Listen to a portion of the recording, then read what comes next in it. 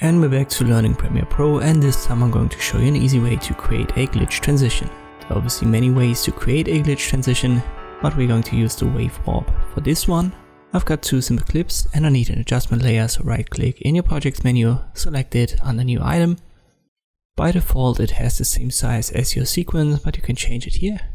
Click on OK, then position it in your timeline. You want to have it on top of the cup between the two clips, and you want to size it down. You can do that by hand or right click on it, speed and duration, and adjust it numerically. So 19 frames is a little bit too much. You want to have like 10, maybe even lower, 8 or something. But you can always get back to it and make it shorter if you have to.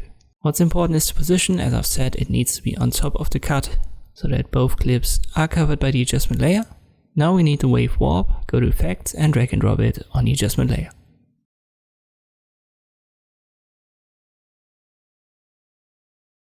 We have it now right here in the effect controls.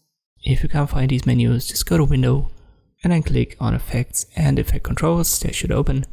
The wave warp is what we want to adjust now. First up, change the drop down from sign to noise.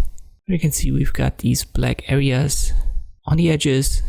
So open the next drop down for pinning and change it to all edges, and that gets rid of the black areas. For the wave speed, you want to have something quick. So let me use 5 for example. Wave height and width, we want to increase that a lot. Or maybe 2000 is already too much. Let me go to 1000 for the height. And I use around 1 or 2000 for the width.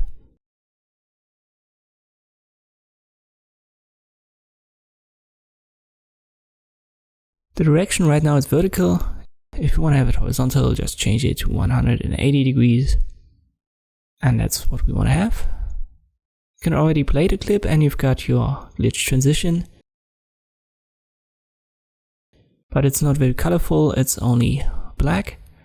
So if you want to add a little bit of color to it, just go to the color layout in Premiere Pro just like this.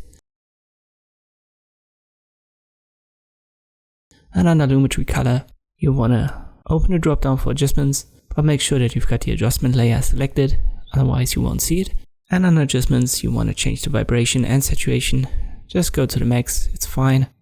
And that's the way to make this wave warp a little bit colorful. And you've got a little bit of an RGB feel to this wave warp glitch effect. And this is how you can create such a glitch transition in Premiere Pro. I hope this video was helpful, thanks for watching, and I'll see you next time.